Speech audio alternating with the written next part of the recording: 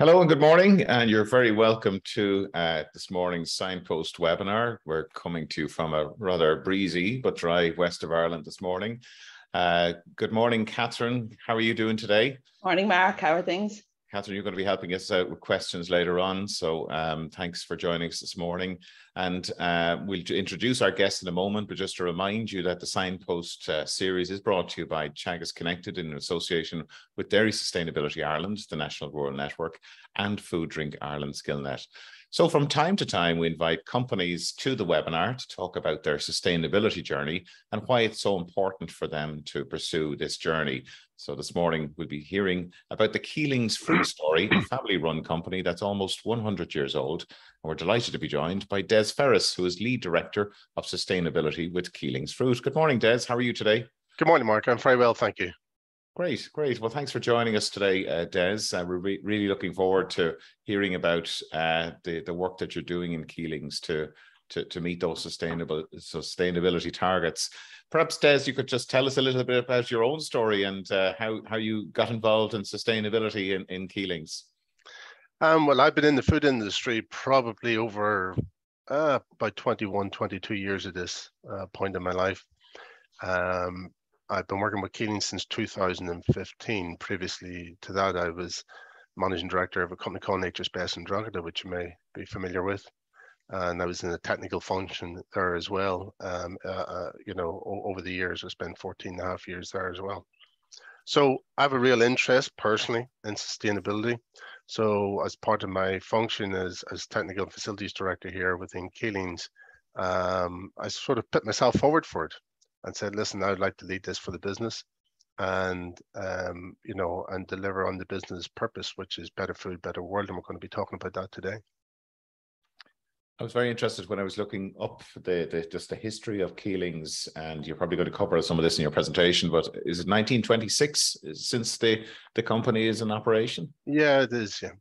Yes, it's a fairly significant time to be around. We're on the third generation of the family business, and the family are highly involved in this organization. It's you have Caroline, who's the group CEO, you have David and William, and you have Father Joe, and obviously the mother as well in the background. So I'm delighted to be part of this organization. What I like about it is a family business, and family businesses always make decisions for the long term.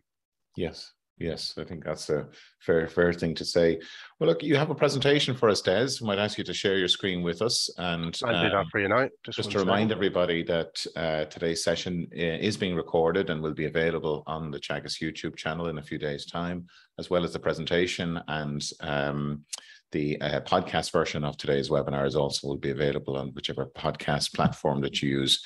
Please do send us your questions. We have a Q&A tab that's only delighted to receive your questions down the bottom, and Catherine's going to be helping us with those questions later on. So please do send us through your questions, and we look forward to a good discussion after the presentation. So Des, I'm going to hand over to you for your presentation, and we'll chat to you in a few minutes. Okay, thank you very much. Good morning, everybody. I'll just take you through our journey on sustainability here at Keeling's. So Keeling's is 100% Irish owned. It's a third generation family business. And as Mark said, that we were first established in 1926. And that's a picture of one of the original fields that they were harvesting our fruit in at that particular time. Within the business, Keeling's provides a range of services and expertise within fresh produce industry. So we're a growing business. We have our farms here locally and elsewhere, which we'll speak to you about in a minute. We obviously source product from all over the world. We have a sales function, we have a marketing function, distribution function, and then we have an ERP solutions function, which is our Keeling's knowledge business as well.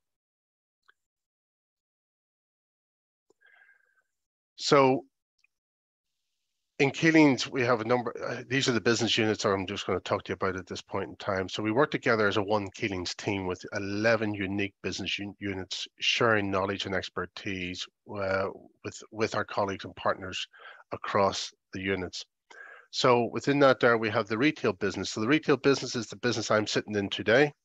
It serves predominantly the retail market here in Ireland, on the island of Ireland. We have a market business, which is I believe where the first market was took place in the city centre of Dublin. We have a flowers business that supplies flowers, prepared flowers to the retail business. We have a UK business, which is fruit and salads and veg. We have a business in Europe, Eurasia.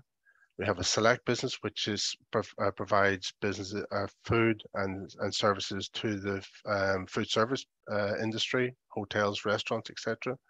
We have a solutions business, which is our ERP solutions business. So the systems that all of our business units operate within Keeling's is designed and maintained by our solutions business. Yes, you might just explain to us what ERP stands for, because I suspect you might be referring to it again in the presentation, just for viewers who aren't familiar. So it's basically it's how you manage product. So the accounting system that manages product from our back doors to our front doors. So it's tracking and tracing the handling of product at every step in the process. That's ultimately what it does. Okay. Again, and that's hand in glove with our knowledge business. And then we have our farms. We have our farms here in Ireland, and we have our farms internationally abroad, which I'll take you through that in a slide or two in a moment. So obviously our headquarters is in Dublin. We have 13 offices and production sites around the world. So we have, I say, our head office in Dublin. We have in the UK. We have in the Netherlands. We have in Paris, France. We have our pineapple farms in Las Brisas in Costa Rica, our melon farms in Pura Vida in Costa Rica, and Belafonte in Brazil. So where are we today? Quite simply, today we farm over 2,000 acres, growing over 200 million strawberries, 16 million pineapples, and 8 million melons annually. We source from 46 countries and supply over 1,000 customers across 30 countries worldwide. And we employ over 2,700 employees from 58 nationalities across 7 different countries. So it's you know, sometimes when people ask me about Keeling's, you know, it's at times, because of the size of the organization, it takes a while to explain it to them. But as you can see, we're a global business. So I'll just give you a sort of history wall of how we got where we are today. So in 1926, W.P. Keeling purchased 78 acres in St. Margaret's, County Dublin. In 1937 and 1945, we growing strawberries and rhubarb and apples. In 1973, we opened in Dublin in the wholesale market. In 1988, we entered the UK market. And then in 1995, Keeling's Flowers was established in County Dublin. In 1998, Keeling Solutions was established in County Dublin. And 2010, Keeling's launched our brand, which is the Love to Grow brand that you see out in the retail market at this point in time. In 2012, Keeling's Knowledge was established.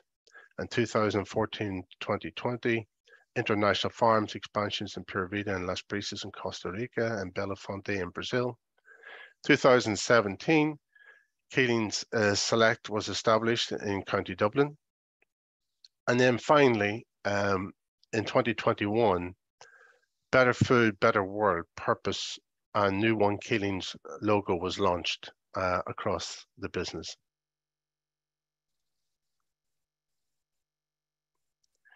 So, excuse me, I'm just going to take a drink.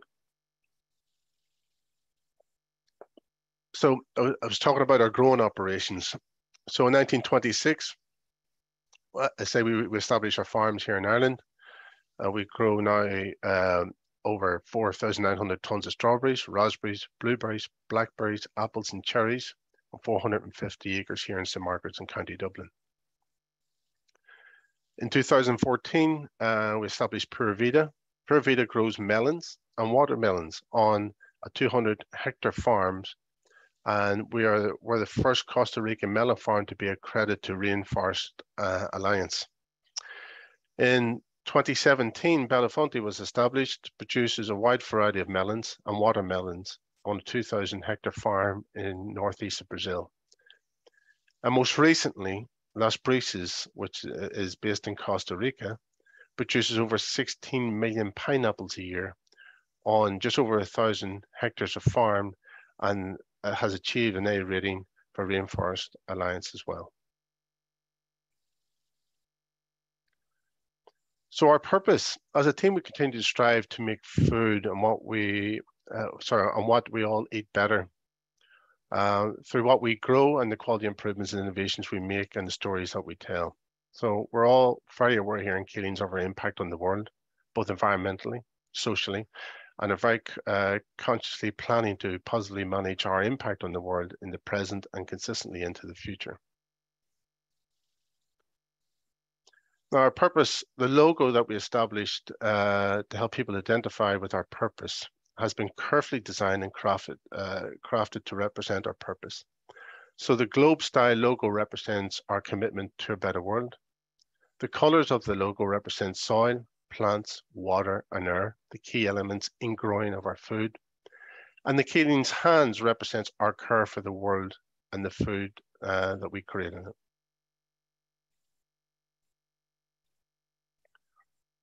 So our vision is that we inspire more people to enjoy fresh produce. Our mission is that we sustainably grow, source, and market quality produce by investing in our people, ways of working, insights, and partnerships. And Keelings, we have values. Our values at Keelings are people matter, teamwork, passion for achievement, and integrity. So with people matter, we support and treat each other in a clear and fair and respectful way. We all learn, develop, and encourage everyone to contribute. With regards to teamwork, is that we inspire and help each other to deliver our ambitions together as one Keelings. When it comes to passion for achievement, we motivate ourselves and each other to achieve our ambitions with energy, knowledge, and courage. We're always striving to be better. And lastly, when it comes to integrity, is that we do the right thing and deliver on our commitments.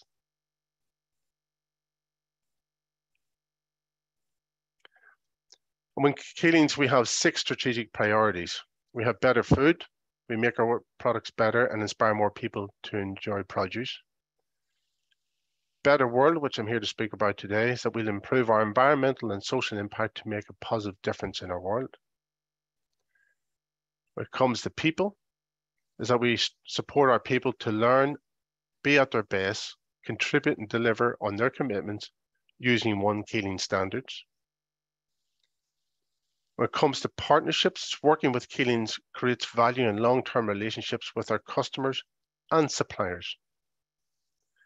Better ways is every year we improve our competitiveness, efficiency, and deliver through insight, technology, and one Keelings. And lastly, growth. We invest in and deliver insight-led, focused, profitable growth into the future. So as a snapshot, this is our future. So you have better food, better world, our purpose at the very top. Our vision is that we inspire more people to enjoy fresh produce.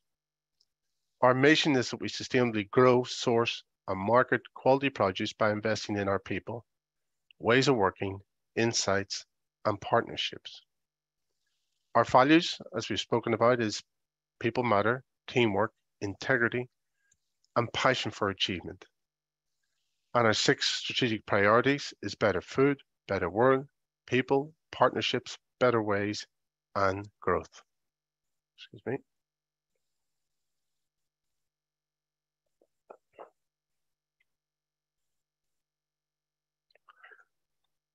So within the business, we use this format to describe to our employees better world. So our purpose in better world is Keeling is committed to protecting our environment and supporting our people and communities to make a positive difference in the world. Now there's 5 pillars that drive better world: climate change, sourcing the materials, biodiversity, community health and nutrition, and people. And within each of these pillars, there are themes. So for climate change, there's greenhouse gas emissions, energy and logistics. For sourcing the materials, it's packaging, responsible sourcing, waste management, 3PL.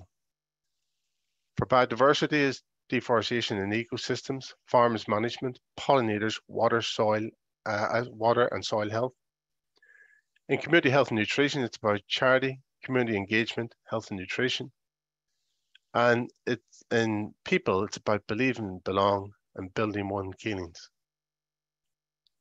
So when we look at our ambitions within each of those pillars, our ambition in climate change is for 50% reduction in our emissions, our operations emissions, by 2030.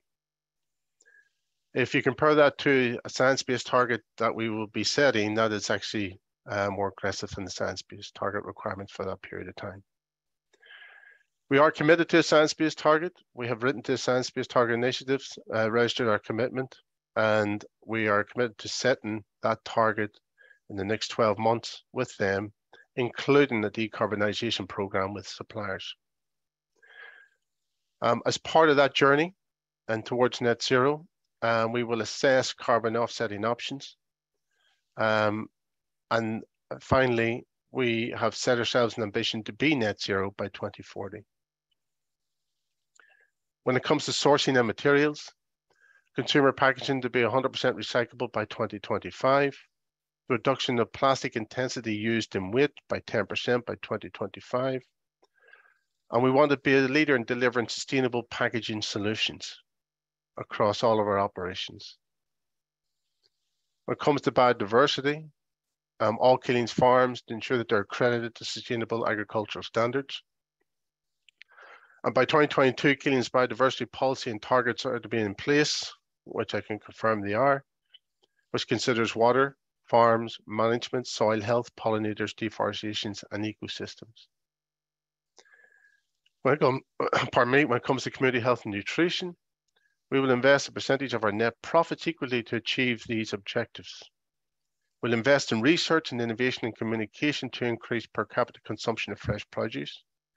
We will increase accessibility to better food and support for the communities in which we operate in. And finally, when it comes to people, we'll support our people to learn and be at their best and contribute and deliver on their commitments using one Keeling standards. And all of that is underpinned by our governance and resource and reporting and stakeholders and communication systems and process that we have within the organization. And just a little update for 2021, Keeling's achieved a 24% reduction in our operation emissions. That's an absolute reduction in emissions against our baseline year, which was 2019. This is the year that we picked across our entire business. So if you think about it, a few moments ago, I spoke about a 50% reduction by 2030.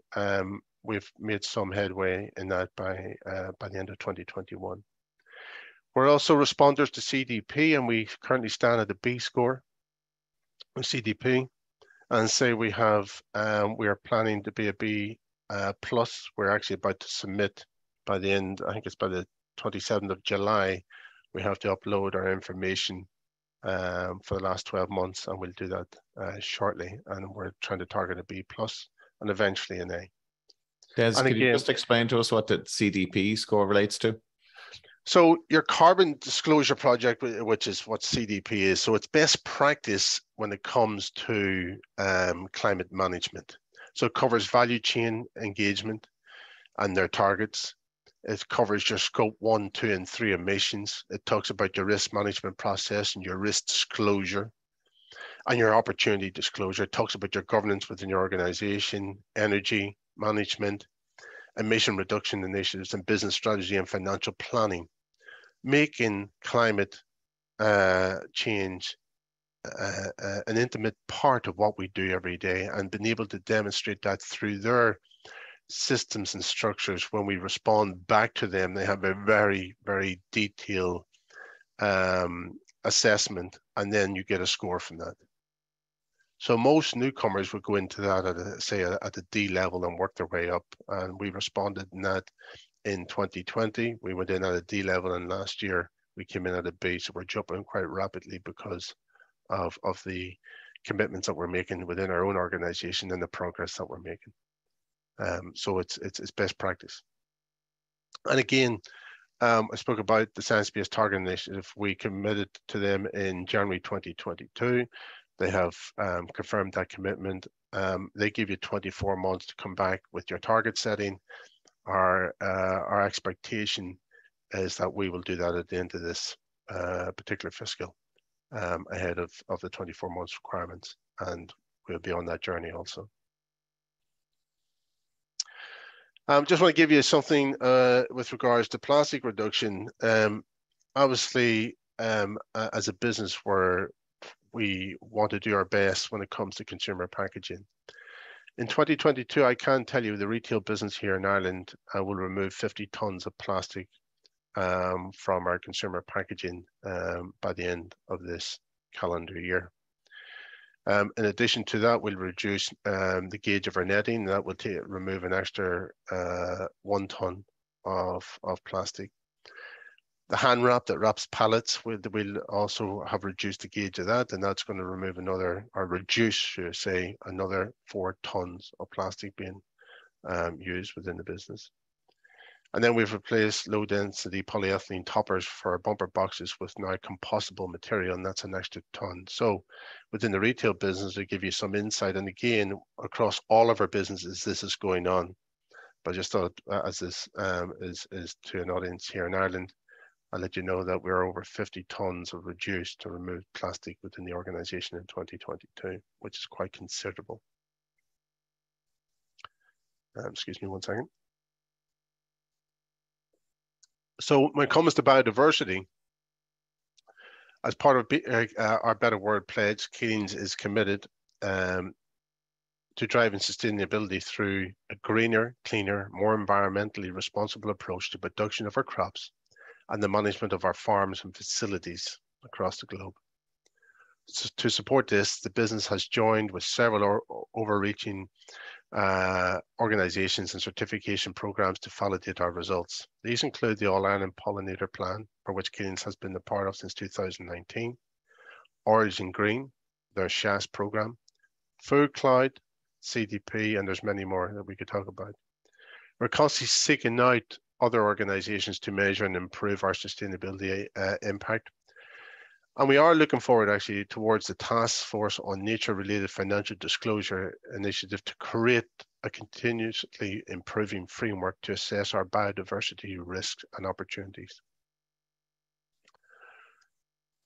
So after introducing our own wildflower meadows on the farms, we wanted to share our expertise in wildflowers and biodiversity with our customers and consumers. And in 2021, as you probably know, we launched our Keeling's Great Rewilding Initiative. Now, the initiative aims to protect bees and other pollinators by encouraging people to dedicate a zone within their garden to rewilding. As part of this program, we give away 100 million native wildflower seeds in 2021. And in 2022, we're committed to improving that and scattering 250 million seeds across Ireland. We've also provided seeds and information packs to 1,000 schools nationwide. And just to give you, within our own farms, you know, pollinators and fruit go hand in glove, as they say, or hand in hand. And these are some photographs of our own farms where we've done that rewilding. And in some cases, we have a lot of these insect hotels about the place, just creating safe places for natural habitats within the farms here in Ireland and elsewhere. I'd like to talk to you a bit with something that's also dear to our heart: food waste. For many reasons, you know, we know on average food waste is causing about 10% of the greenhouse gases emissions. But also, you know, we support many different charitable organizations where people can actually get access to healthy, nutritious food due to no fault of their own, and largely due to affordability issues. And I want to give you a sense of the challenges the business has when it comes to managing waste across our own operations globally. And I've picked out 3 particular contributing factors that can impact waste. Climatic extremes is one. You know, the old Goldilocks scenario whereby, you know, it's porridge is too hot or too cold. And within growing produce globally around the world, the same thing applies. If it's too hot, there's problems. If it's too cold, there's problems. If it's too wet or too dry, there's also problems. And our partners and growers, including our own farms around the world, are continually looking at variety species to try and forecast what the future is going to look like and what those varieties would need to be in order to ensure that they have a crop that can be harvested when climatic extremes happen. But when they do happen, they produce significant challenges for both our growers and our own farms and growers globally. One of those challenges is with pests and diseases, and including, rots, molds, etc., etc.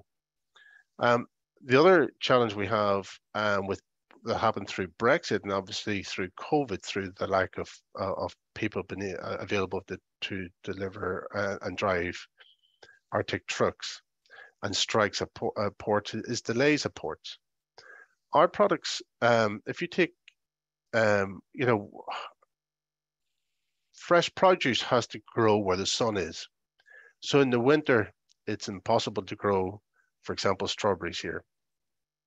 For the vast majority of it, you can't extend seasons either side by growing in glass and so forth. But for the vast majority of it, it's hugely difficult and not impossible. So you go where the sun is. So if I give you an example of a strawberry coming from Spain, the south of Spain, and it takes possibly 3 days to get here on truck. That strawberry, when it comes here, will have a predefined shelf life based on the growing conditions in which and the harvesting conditions. And for example, if it has 4 or 5 days of life upon arrival, if it gets delayed in ports for whatever reason, then the shelf life of that product, the time you have to use that product, is massively reduced. And given the volume that we supply globally and here in Ireland, locally here in Ireland, that can create a lot of waste if there's delays. Equally, with regards to diseases, you could have progressive diseases caused by climatic extremes. And they may not be visible to the eye when that product is being harvested and being put onto a truck, but by the time it gets here, it could be quite visible. And again, these are stuff that causes waste for us within the business. Now we have systems and processes and people at source managing all of this, and people here managing all of this, but it is in modern days with the climatic extremes we're seeing globally, it is a huge challenge for us. And that's something that we are, I suppose, managing on a daily basis. So when you're looking at a waste reduction plan, and there's a difference between surplus food and waste. And therefore, when you're looking at a waste reduction plan, it's about defining a baseline year. You have to pick a year, and we in Keeling's picked along with our Better World year of 2019, we picked the same for our waste. So it all ties together. So we define the baseline year, and I would encourage people who maybe are not looking at waste at the level that they should do or would like to, I say pick a year, and within that year, scope your operations and quantify the tonnage of food and associated inedible parts, because we have. And then express food waste as a percentage of the product's ingredients handled by your business. That's what we have done. Separately quantify the tonnage of food sent to redistribution centres, charity, animal feeds, etc. And describe the scope as we have, a method used, and the verification of that data is really, really important. So within Keeling's, when we're managing food waste, that's some of the things that we've done. And key actions is that we make food waste a priority every single day. We work with customers and growers to provide greater understanding of challenges and adjust as required. And we amend transport routes to avoid port delays and also to avoid the possibility of containers being compromised. We look at variety selection improvement to maximize Class 1 product. And where climatic extremes have produced products with some sort of misshapes that would be classed as class 2. Then we work with customers to maximize those sales so they don't go to the ground. And we work with local charities to provide access to quality produce. In 2021, we provided in excess of 500,000 portions of fruit and veg across all our to the communities across all our business units. And recently, we've tied up with one of our customers, Tesco, in the Stronger Starts program, where we're aiming to provide the ingredients that will produce over the next 12 months 1 million meals to those families and children in need. And we engage with local farmers so that residual surplus foods can be reused as animal feed. And lastly, just one second. Lastly, I just want to give you an insight of what we're doing to educate our people. In 2022, we devised a training program to help champion our better world, better food, better world purpose. And this goes to every single employee has access to this and will be trained in these levels. So the program is to build our internal capabilities to deliver our better world program. Build a team of leaders and champions to manage and deliver and evolve our better world program.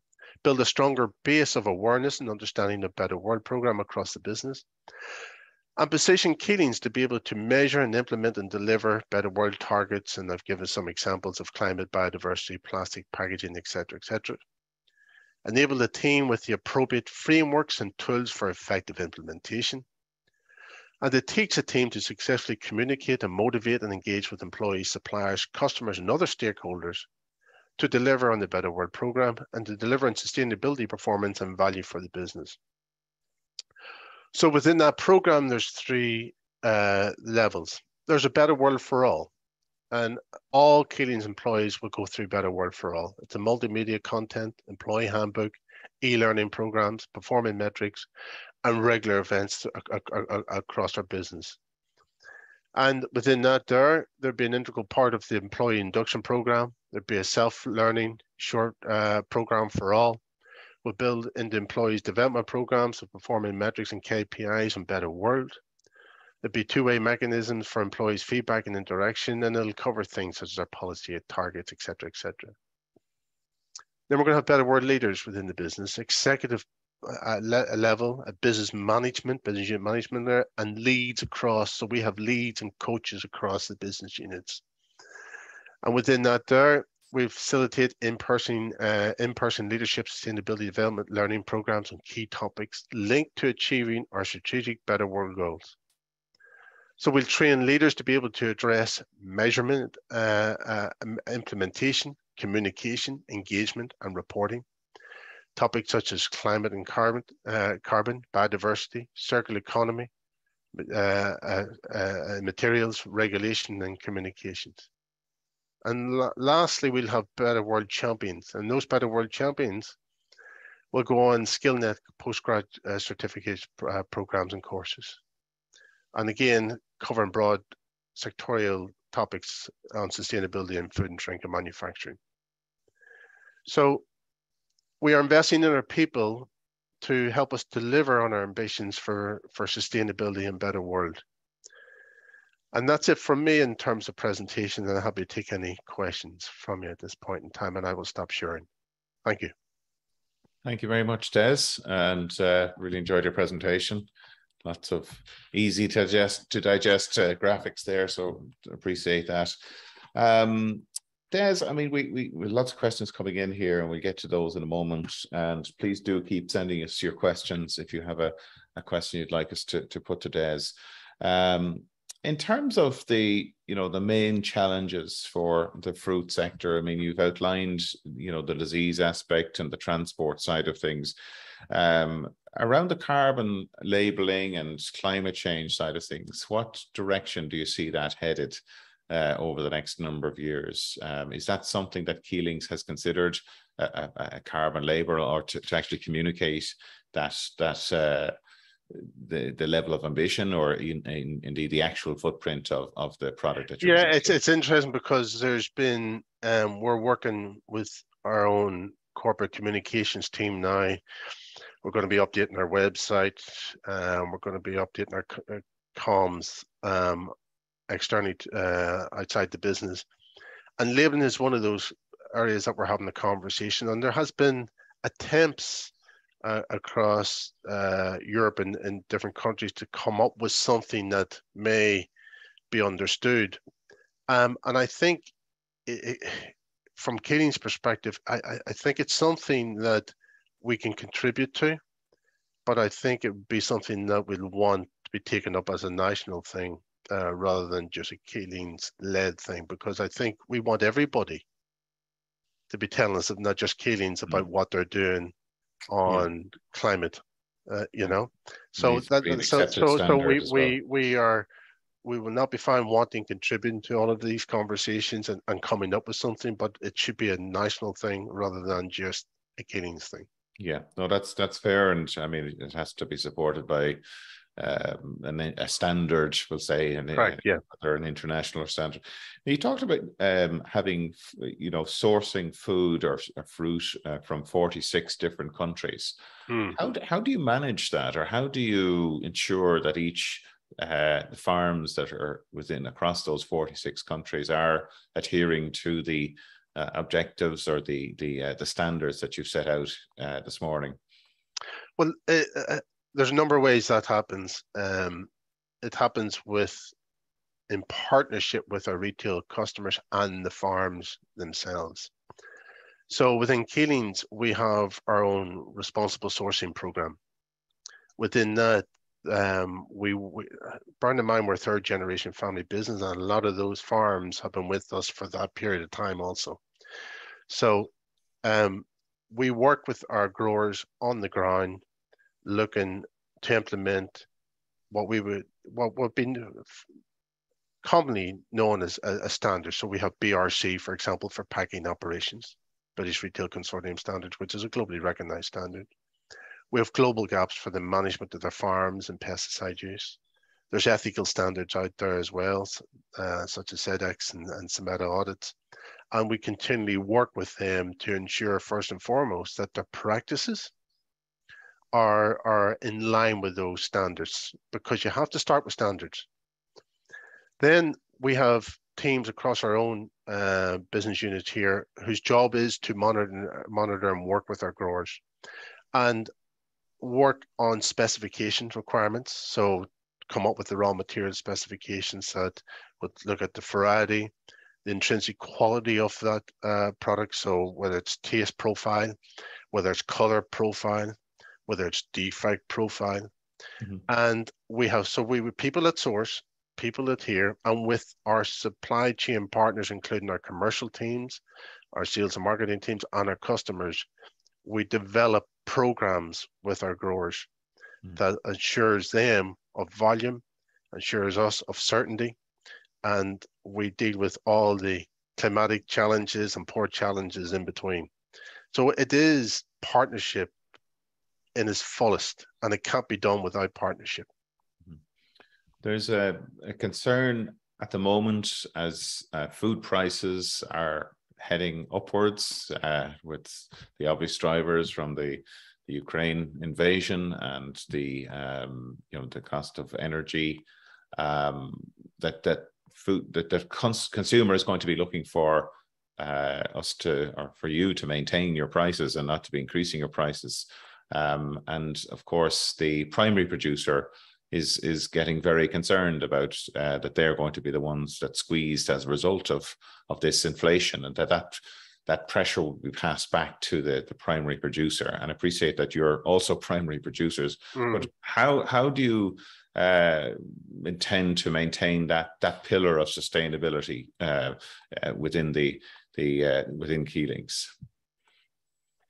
In terms of under the pressure of costs? In terms of the margins that your primary producers will ultimately be getting to maintain a fair price for the primary producer? At the end of the day, there is significant inflation. Everybody knows about it. And that inflation does have to be passed on. If it's not passed on, people will go out of business. And therefore, there will be no food to talk about. So inflation, by its very nature, it has to go somewhere. Mm-hmm. And whilst businesses such as ours try to absorb as much as possible, there comes a point where you can't absorb, and unfortunately, just the way life is, it does have to be passed on. Mm-hmm. And we work with our customers to do that in a manner that's meaningful for all within the supply chain. And within that, managing sustainability and delivering on our commitments is just a prerequisite. It has to be done. So it's not subject to something else. It's something that just has to be delivered upon. Mm-hmm. So we manage that within the budget's constraints that we have been given in any particular year or over any particular period of time frame. Okay. But inflation is real, and everybody strives to offset it across the supply chains, whether it's in fresh produce, whether it's in frozen. It's the same for all. But unfortunately, there's parts of that inflation where it's just not sustainable, that you cannot absorb. And unfortunately, we live in the real world where consumers are going to have to pay for it. Mm-hmm. No, that's a fair response. Catherine, we better get to the questions. Lots of interest here in Des's presentation. You're just on mute there, I think, Catherine.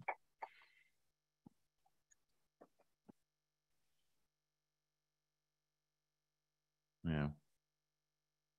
We can't hear you, unfortunately.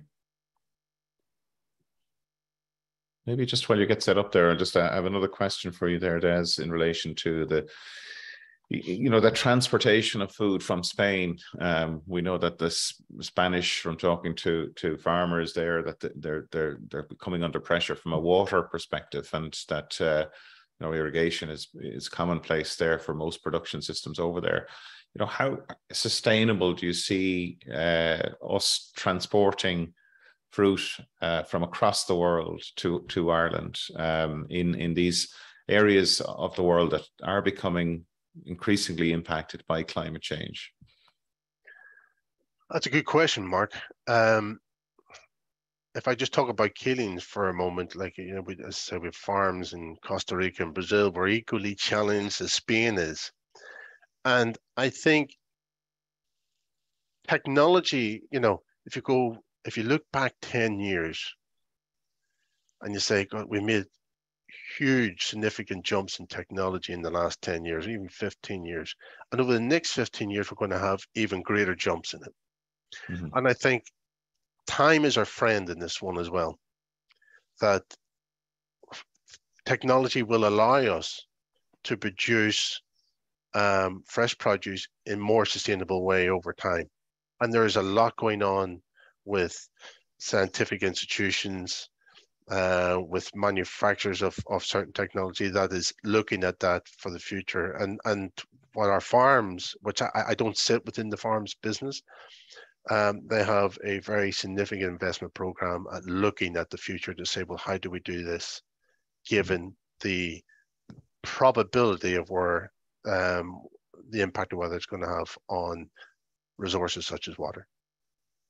Okay, thanks, Des. Catherine, are you back with us? Okay, sorry, I had the button on my speaker hit. I just want to say thanks, Des. It's lovely to hear about sustainability from an Irish company that we're proud of and really want to be proud of. Just an interesting question there about packaging, regarding packaging and product shelf life. How challenging are you finding the shift to sustainable packaging and away from the traditional plastic packaging? For example, is it impacting shelf life? And are you finding you have to change certain agronomic harvesting and processing practices to suit new packaging? That's a brilliant question. And we've done lots of trials on various types of sustainable packaging here. And we're actually in the middle of one at the moment. So we are as well. We have a program, a pipeline of sustainable packaging initiatives going on. If you look at something like compostable packaging, or if you look at something such as even board, paper, our trials are showing is that it's a prerequisite that you don't solve one problem and create another. Yeah, it's really important that we don't solve or contribute to resolving a plastic issue and then create a huge waste issue. So we're mindful that anything that we launch to market will not create another issue for us down the track. When it comes to shelf life, we're not seeing any significant difference at this point in time within our trials with the packaging that we are looking at this point in time that is alternative to plastic. What the challenge is actually how it's more to do with an operational challenge rather than a shelf life challenge. So if you have 20 odd lines producing our plastic punnets at the moment, and you want to convert that into a paper punnet, it's a reconfiguration of your operations. It's a reconfiguration how that product comes into you, how that product is assembled, how you treat, because paper, if it gets wet, for example, if it's the wrong type of format or structure of paper, if it gets wet, can obviously fall apart and create all sorts of challenges. You know, if you're going to pick something, you're going to harvest something into a punnet, a plastic punnet, versus harvest something into I'm just using this as an example, a paper punnet, there's lots of challenges operationally with that. So shelf life is a prerequisite. We don't want to create another issue. So anything that we will launch to the market will ensure that the shelf life is not compromised. The challenge is the operational challenges associated with that. Okay, thanks. Now, Des, I hear it and get it that you talk about the family company making decisions for the long term. And personally, I totally understand the challenges and keeping up to date with the changing targets, you know, and especially in the scientific area. But there's so many questions coming in about your great rewilding project. Mm-hmm. And going back to, again, not causing one problem by, you know, solving another and causing another mm-hmm. one. Just a couple of questions are, what species of bees are targeted within the action of the great rewilding? I will have to come back to you on that one. That would be a question for our farms managing director. I don't have that answer there. Apologies for that. As I said, I can empathize because there's been a lot of confusion over this, but I mean, again, all the a number of coming in really questioning the wildflowers, you know, disconnected from the basic principles of plant geography, subverts plant ecology, distorts biogeographical evidence, alters. If I could just say this about the initiative. So we know within our own farms that the wildflowers that we plant here in North County Dublin has made a tremendous difference to the quality of our fruit. That's a fact. I get that. That's a fact, yeah. I get that. And our customers who communicate through us through all sorts of means also have an interest in doing something within the realms of their own gardens, and are excited about doing something. So yeah, again, I totally, you know, so from our perspective, we feel it's better doing something to help our customers deliver on their ambitions and contribute to biodiversity. And you know, if there was an abundance of area specific wildflower seeds that each of the customers could go to area specific, that's something that we may look at in the future. But right now, what we're looking at is wildflower seeds that are native to Ireland and that can help our customers think more about biodiversity and in some way contribute to biodiversity within the island of Ireland. And that's what the initiative is trying to do. And again, Des, I totally get that because that's the road I've been on for a number of years. But I think there's just a couple of things, because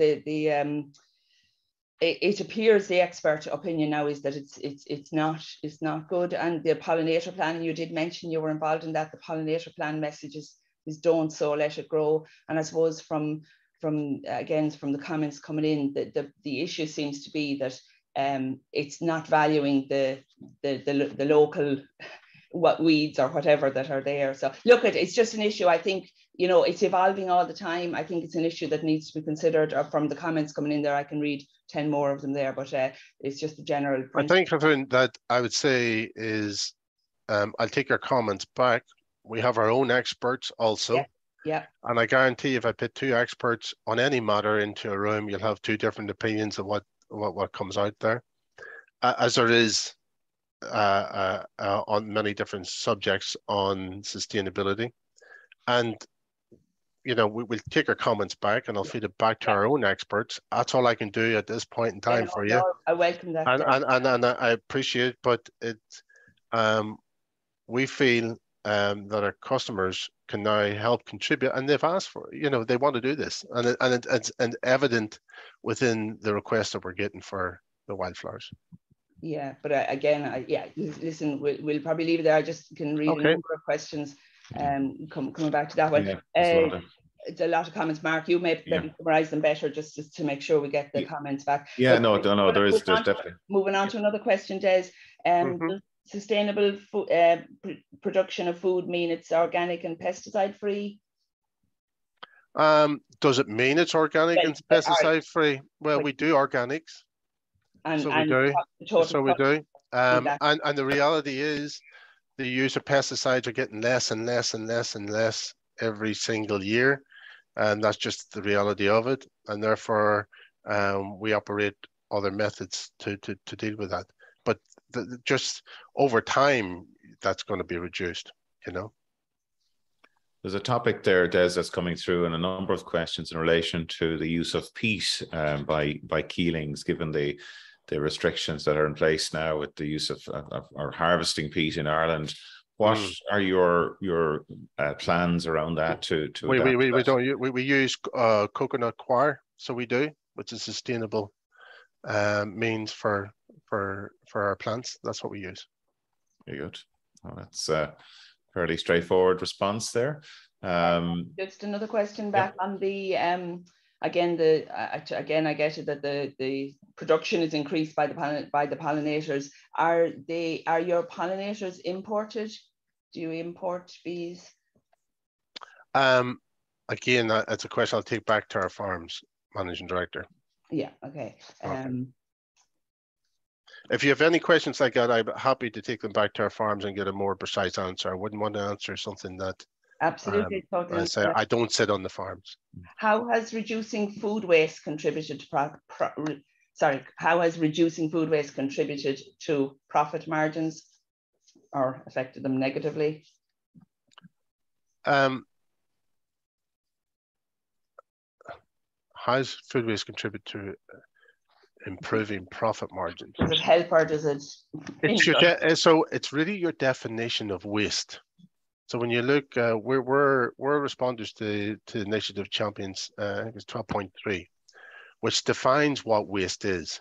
So surplus food is not defined as waste. So surplus food that we go to, say, animal feed would not be considered waste. And the vast majority of our surplus food that's not fit for humans to eat for whatever reason would go to, and I don't mean that there's something particularly bad with it. I just mean it's, you know, if they're squashed or something like that, you know, people won't see it appetizing.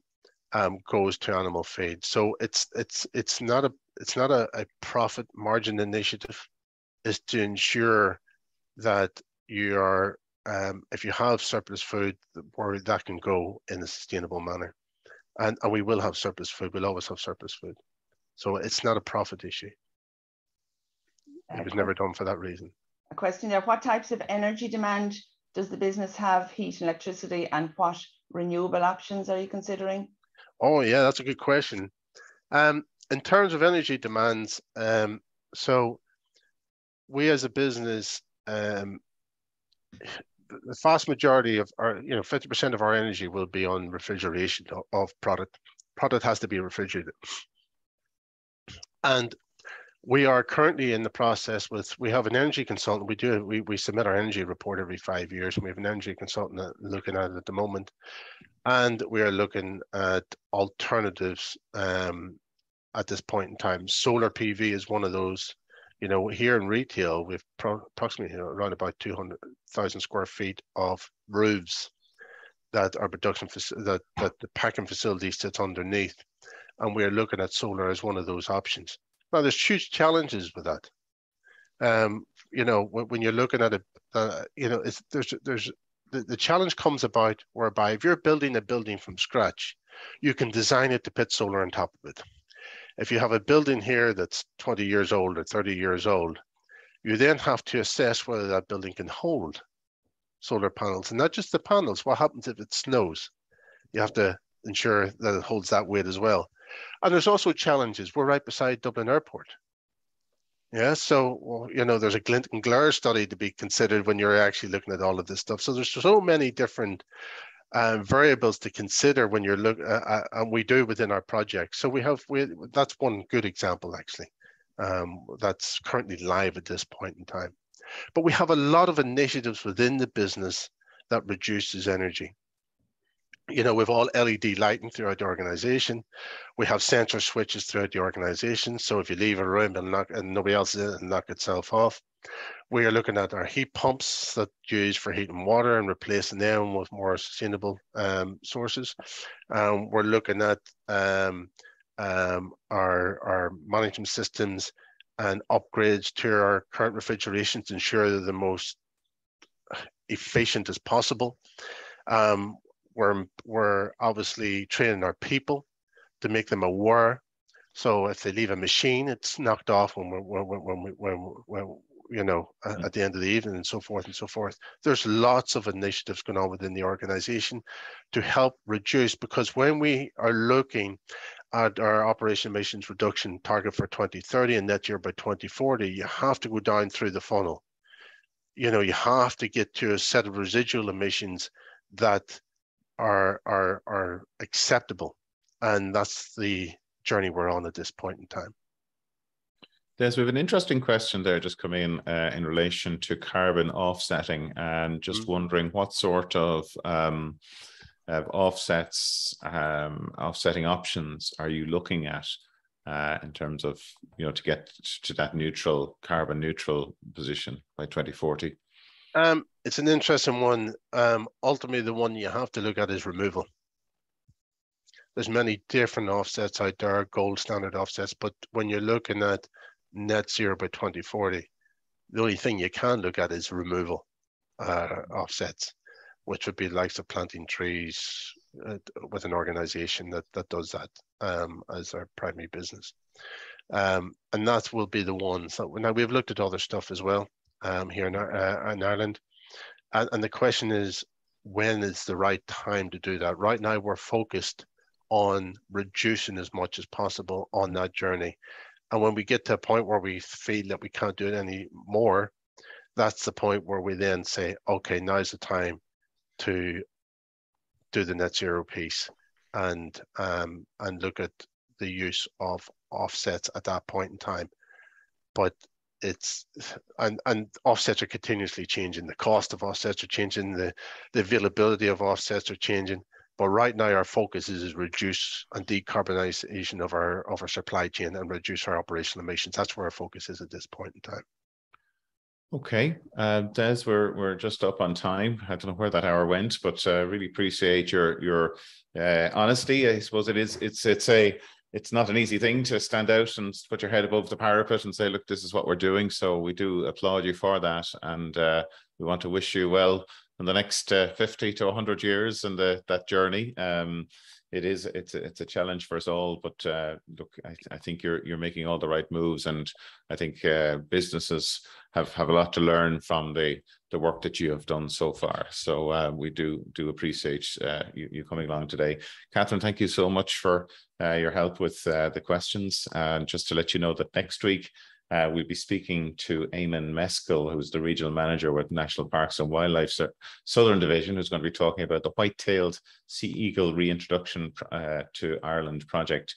And so we'll have a number of weeks where we'll be focusing on biodiversity type topics. Catherine, you've been instrumental in organising some of those, so we do look forward to those coming up. And to thank Yvonne Maher for helping with this morning, Andy Boland, who's the series producer, and we want to wish you a lovely weekend, and we will see you again at 9:30 next Friday. So Des, thanks again. And you're welcome, and thank you for having me. Thank you. Bye-bye. Bye-bye. Thanks a lot. Bye-bye.